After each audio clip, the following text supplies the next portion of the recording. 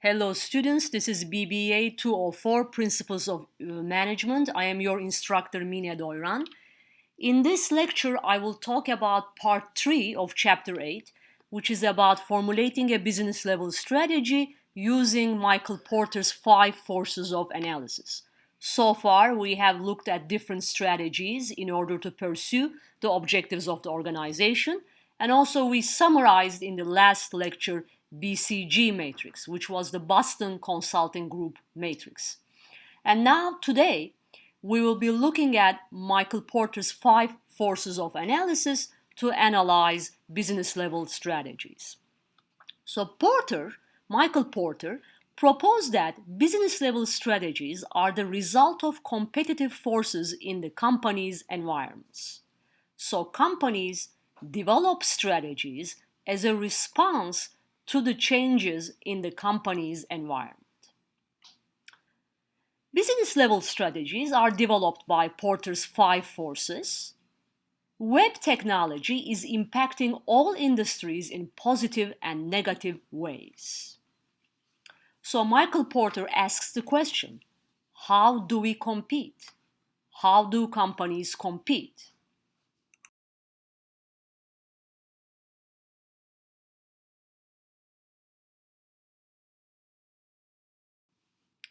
So here are the 5 forces that Porter examined in order to understand the competitive advantage of firms.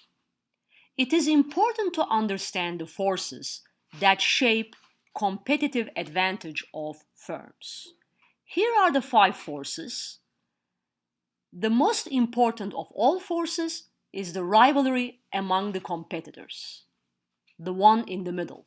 The one in the middle, rivalry among the competitors, is the most important of all forces. So let's look at each of these forces and try to understand what they mean. The first one, rivalry among the competitors. This is about which firm has the highest market share in the industry. As more firms enter the industry, rivalry, meaning competition, intensifies. So in other words, rivalry among competitors measures the level of competitiveness within the industry.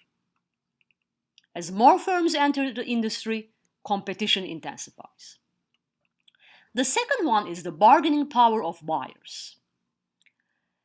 When products are undifferentiated and standardized, consumers have bargaining power. So the bargaining power of buyers is all about when do consumers have bargaining power over the producers? When do consumers have an upper hand? The consumers have an upper hand when the products in the market are undifferentiated and standardized. Then the consumers can have a bargaining power. Through social media and internet, consumers become more educated about the products. Therefore, they can easily choose which products to buy and which products not to buy. Therefore, we say that they have a bargaining power, or social media and the internet have increased consumers' bargaining power. Now let's look at the third one, the bargaining power of suppliers. This is all about suppliers having an upper hand over producers. Again, this is all about suppliers having an upper hand over producers. When the suppliers have an upper hand, they may charge producers higher prices. The supplier, which is the only game in the town, it can charge the highest price to the supplier. If the supplier market becomes more competitive with the entry of new suppliers, the input prices come down. So bargaining power of suppliers, in other words, depends on how competitive is the supplier market. If the supplier is the only game in town, if it has the monopoly power, in other words, it can charge the highest price to the producers. But when the supplier market becomes more competitive with the entry of new suppliers, then the input prices also become competitive and they can easily reflect the market price. The threat of substitute products. The fourth category. Substitute products are the products that give you the same level of satisfaction to consumers. So these are the types of products that give you the same level of satisfaction to consumers, such as chicken versus turkey, right? When the price of chicken increases, then consumers switch to buying turkey. Therefore, when the substitute products are more available in the market, consumers can choose among many alternatives. This also increases consumers' bargaining power. So substitute products can become a threat if the consumers have also higher bargaining power because they can choose among many alternatives in the market. And the last force is the potential entry of the competitors. Potential new entrants or the potential entry of the competitors. This is all about when new companies or new players enter the market. The new entrants or competitors increase the level of competition and therefore affect the rivalry among the firms. If there are high barriers to entry, it will be difficult to enter the market. So the potential entry of the new competitors is also dependent on the barriers to entry in the market. If there are high barriers to entry, it will be difficult to enter the market. Think about some examples. Take the example of internet, for instance. Internet reduces barriers to entry. Globalization and free trade agreements, they have all reduced the barriers to entry. Government, on the other hand, may impose or reduce the barriers to entry. It may impose high or low taxation, low or high startup costs. Other methods that the governments use in order to increase barriers to entry are tariffs, quotas, duty taxes on foreign goods.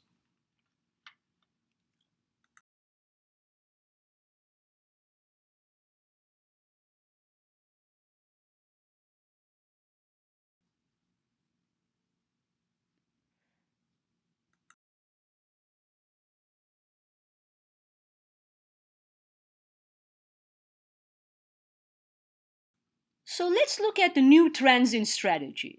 The three new trends in strategy are strategic flexibility, strategic partnership, and global strategies.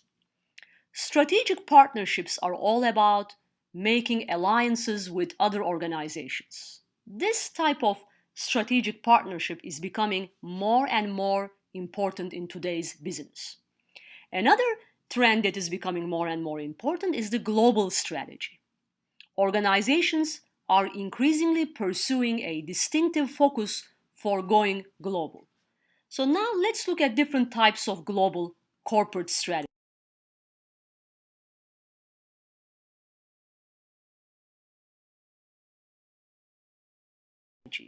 8.7, the figure 8.7 summarizes four types of global corporate strategies.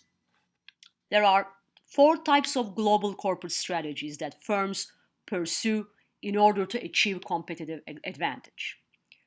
I already discussed the export strategy in chapter 3. So I'm not going into details discussing export strategy. You already know exportation. Now let's look at the other three: globalization strategy, transnational strategy, and multi-domestic strategy. Starting with globalization strategy. In a globalization strategy, product design and advertising strategies are standardized throughout the world. So companies using the globalization strategy, they standardize their products, also the design and advertising. Not only the products, but also the design and advertising strategies are standardized throughout the world.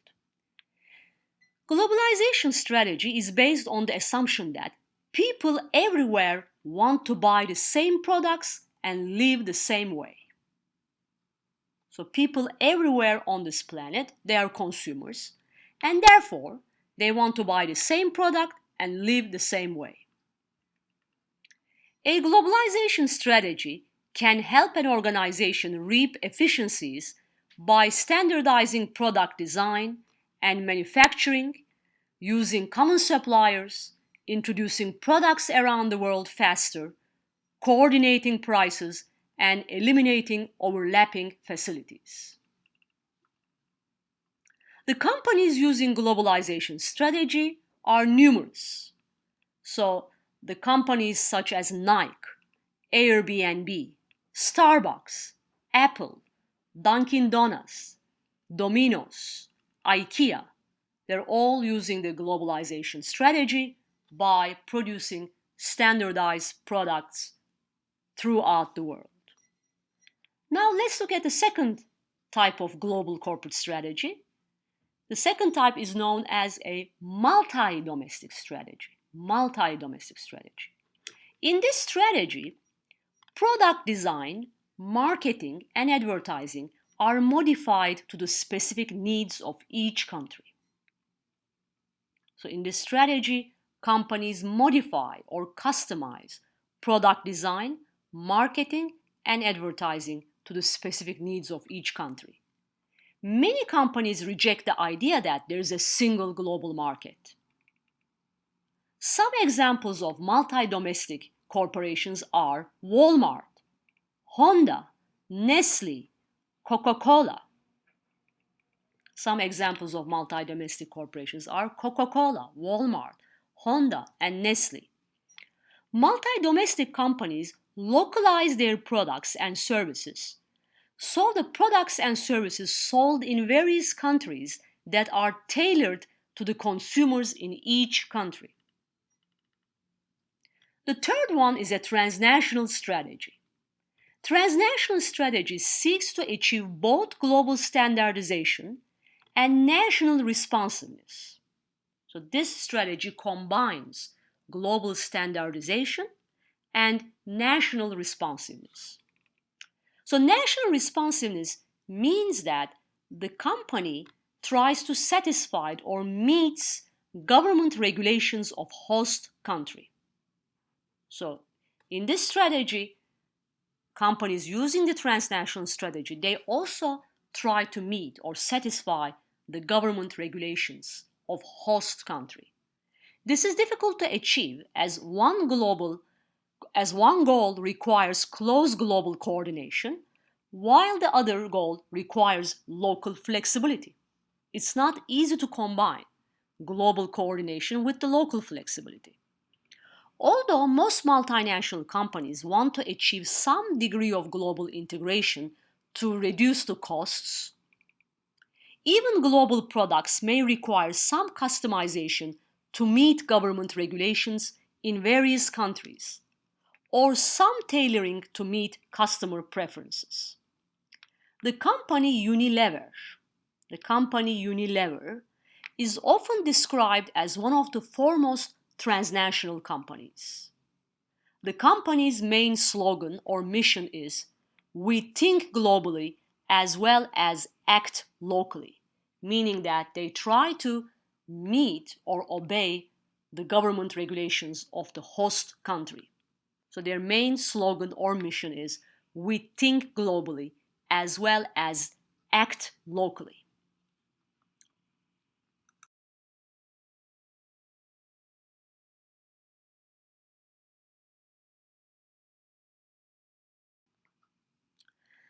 Strategy is easy, but execution is hard. The final step is all about strategy execution. Strategy must be skillfully executed. Strategy must be skillfully executed. Strategy is easy, but execution is hard.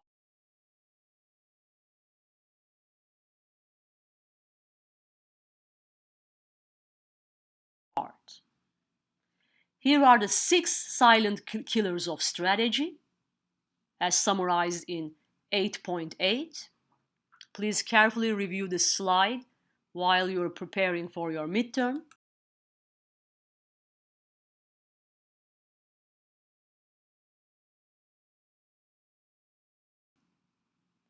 Execution may be the most difficult and important part of strategic management. Here are some useful tools for putting strategy into action, as summarized in Figure 8.8. Some useful tools for putting strategy into action. The keys to successful strategy implementation are defining clear roles and accountability. 2. Open and candid communication with all stakeholders of the company, which encourages debate and which encourages open lines of communication and which encourages honesty. And the third one is appropriate human resource management practices. And the fourth one is clear roles and accountability, which involves knowing how to delegate authority and responsibility, defining the roles, and defining measurements and metrics to evaluate the performance within the company. Thank you for listening to my lecture so far, and in the next slide I will be talking about chapter 8. In the next slide I will be talking about chapter 9, which is managerial decision making. So next week I will talk about chapter 9, managerial decision making. Thank you for listening to me so far, and see you all next week.